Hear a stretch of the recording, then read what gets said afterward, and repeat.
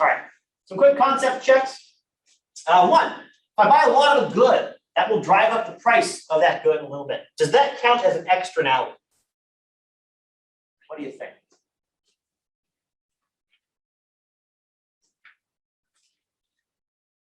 Raise your hand if you think it does count as an externality. Raise your hand if you think it doesn't. Raise your hand if you think it's a gray area. I haven't given you all the information. All right. Well, it's a bit of a gray area, and I haven't given you all the information. We're not going to count this. We're going to say that this is what's called a pecuniary externality, which is a technical thing that we're not going to get into. So we're going to basically say this does not count because it goes through the market, right? Because who's affected? It's other buyers, people in the market. So it's not affecting people external to the market. It's affecting people internal to the market. So we're not going to call it an externality, at least in this class. All right, next. So about buskers, street musicians who ask for tips. What kinds of externalities do they produce? Any thoughts? It could be positive, it could be negative. Yeah. Sound pollution. Sound what? Sound pollution. Sound pollution, right? So if you don't want to hear them, you're not paying for them, you're still going to hear the music, which might not be great. Yeah. I was gonna say the same thing, but like if you like the music, then If you like music, if you walk by and you don't pay, and you still like the music, you're receiving a positive externality. Yeah.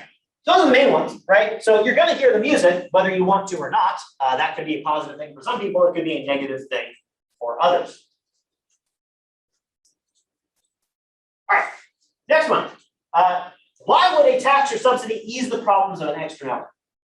So first of all, why do we think, what's the sort of mechanism by which this tax or subsidy could help relieve the problem that we get from the inefficiency problem?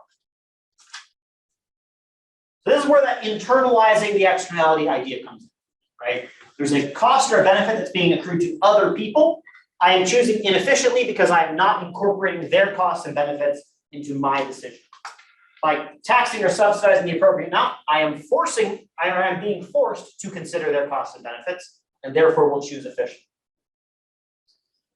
Second, what's the goal of the tax or subsidy? What is the idea here? What are we trying to aim for? Yeah.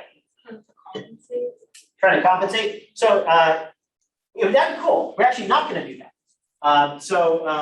We could take all this tax money that we get from this tax or subsidy and give it to the people who are affected. That's not actually a requirement of this whole system. You could do it, but we still get to the efficient amount even if we don't. Yeah. just like even out the market, like even out the marginal supply or the marginal social cost or the marginal social benefit. Yeah, we're trying to make marginal social cost and marginal social benefit. We're trying to get to the quantity where they need, right? We're trying to get to that optimal quantity. So that's ideal what we're trying to do. So we think our current consumption is too high. We should tax it to reduce it. We think it's too low, then we should subsidize it so we increase it. Hopefully we pick the right amount of tax or subsidy to get to that level. All right, next, if we want to reduce the amount of sugar that people consume, why might a tax on soda backfire? Why might this not lead to what we want? Yeah. Because they could get sugar somewhere else. Yeah, they could get sugar somewhere else, right? We're taxing soda, but there's plenty of other places to get sugar. People can be like, well, soda's too expensive. I guess instead of buying soda, I'll just, I don't know, eat something even worse. I'll just start eating candy bars or, maybe energy drinks or whatever happens to not be subject to the tax. All right, that is it. I will see you next time.